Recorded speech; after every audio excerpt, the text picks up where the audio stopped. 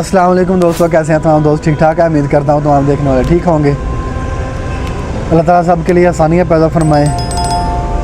माजरत के साथ आवाज़ में थोड़ी प्रॉब्लम आ रही है, असल में रोज़ा है तो टाइम भी तकरीबन 3-4 बजे का हो रहा है।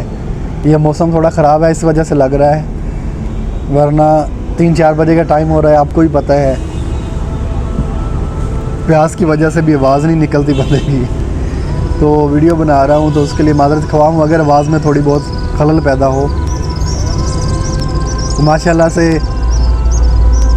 आटे के लिए पहले ही हमारी लड़ाइयाँ हो रही हैं, माशाल्लाह परिंदे जा रहे हैं, तो आटे के लिए तो पहले ही हमारे मुल्क में लोग मर रहे हैं, लड़ाइयाँ हो रही हैं, औरतें बेचारी मर रही हैं, कतारों में लोग लगे हुए हैं आटा लेने के लिए। तो अब माशाल्लाह से दोबारा गंदम आ चुकी है जिसका रेट भी तकरीबन 4000 बताया जा रहा है। मार फिर गिर गया। हुकूमत ने रिलीफ तो दे दिया किसानों को, किसानों के ख़िलाफ़ नहीं बात कर रहा हूँ, बात समझिएगा ज़रा, बात पूरी सुनिएगा, आपको समझ आ जाएगी कि हुकूमत ने तो किसानों को रिलीफ दे दिया, किसानों का तो जो नुकसान है वो पूरा हो जाएगा, लेकिन जो गरीबों का नुकसान होगा वो कौन पूरा करेगा? मर फिर गरीब गया।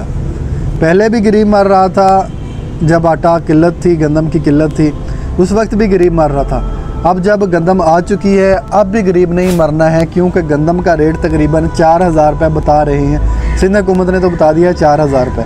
अब पंजाब की हुकूमत देखें क्या करती है, अल्लाह खैर करे। तो गरीब के लिए फिर मुश्किलात वहीं के वहीं, गरीब फिर एक आटे के थैले के लिए भागेगा,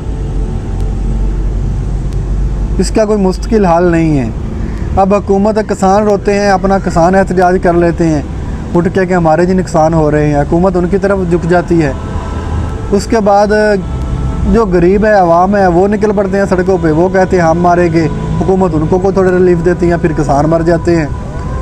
तो इसी तरह ना ये सिर्फ अपनी साइड बदलने के लिए ना, हर बंदा अपनी साइड बचाने के लिए लगा हुआ है कि अभी वक्ती तौर पे बच जाए, बाद में देखा है तो देखिए। ये 75 सालों से तकरीबन यही सुनते आ रहे हैं, 75 सालों से पढ़ते भी आ रहे हैं या सुनते भी आ रहे हैं कि यही तमाशा चला आ रहा है शुरू से, कोई इसका मुश्किल हल नहीं किया जा रहा।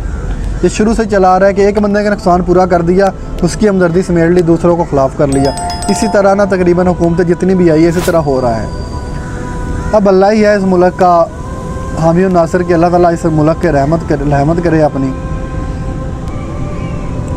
वरना इसके मुल्क के हुक्मरान तो देख चुके हैं आप, हमने भी अपनी ज़िंदगी गुजार चुके हैं, तो हमने भी ऐसे हालात नहीं देखे जैसे अब बन चुके हैं। बाकी जो वक्त जैसा गुजर रहा है, वक्त जो वक्त गुजर गया वही अच्छा था, ये बेहतर है, शुक्र अल्हम्दुलिल्लाह। तो अब गंदम का रेट जब 4000 निकलेगा, हमारा फिर गरीब जाएगा, गरीब के फिर बच्चे भूखे मरेंगे, ज़िम्मेदार फिर नहीं पकड़े जाएंगे। वो ना एक इलाके का कोई सरदार था, तो वो गुज़र रहा था, पुल के ऊपर से गुज़र रहा था, तालाब का पुल था, तो उसके ना हाथ से कोई अंगूठी गिर गई तालाब के अंदर।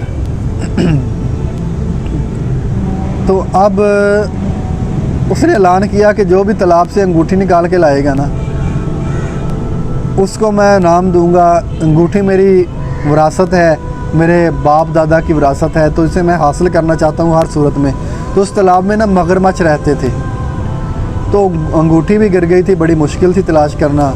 तो सरदार ने ऐलान किया कि जो भी अंगूठी तलाश करके लाएगा उसे मैं अच्छा खासा इनाम दूंगा, जो वो मांगेगा, मुंह मांगा। तो अब लोग इकट्ठा हो गए उधर, तो इकट्ठा हो गए तो सरदार ने दोबारा ऐलान किया, तो अब कोई भी बंदा जाने के लिए तैयार नहीं था। अब उसमें मगरमच्छ रहते थे, मौत कौन गले लगाता है मौत को। तो अब काफ़ी देर सन्नाटा रहा उधर, यकदम से ना एक बंदा अंदर कूदा और गया, काफ़ी देर बाद ना अंगूठी निकाल के ना किनारे पे आ गया वापस। तो अब उस बंदे की दाद देने लगे, सभी लोग नारे लगाने लग पड़े कि मगरमच्छों के मुंह से अंगूठी निकाल लाया ये, कि मगरमच्छों से डरा नहीं, मौत से नहीं डरा, ये अंगूठी निकाल के ले आया तालाब में से। सभी लोग ना उसके नारे लगाने लगे, उसकी जीत का जश्न मनाने लगे लोग। तो इतने में सरदार आया उसके पास, सरदार ने कहा कि तुमने वादा पूरा किया, मैं अपना वादा पूरा करता हूँ, तुम बताओ क्या चाहिए, तुम मुंह मांगा नाम तुम्हें दिया जाएगा। तो अब वो शख्स सरदार को कहने लगा कि मुझे नाम में कुछ नहीं चाहिए, बस मैंने वो बंदा दे दियो जिन्हें मैंने धक्का दिता सी। तो अब चले हमें वो बंदा तो मिले ना जो ये महंगाई कर रहा है। जो भी हुक्मरान आता है वो यही कहता है पिछले ने किया है, जो भी आता है पिछले ने किया है। यार बस करो, 75 सालों से यही सुनते आ रहे हैं, हमारी होश संभाले भी 10-15 साल हो गए हैं, हम भी यही सुनते आ रहे हैं कि पिछलों ने किया है, पिछली हुकूमत ने किया है। हमें चले एक बंदा तो देना, जिस बंदे ने किया है वो तो माने ना कोई दे तो सही ना, असल बंदा तो देना। हर बंदा दूसरे पर डाल रहा है। हालात इस तरह बेहतर नहीं होने, कभी भी नहीं होने।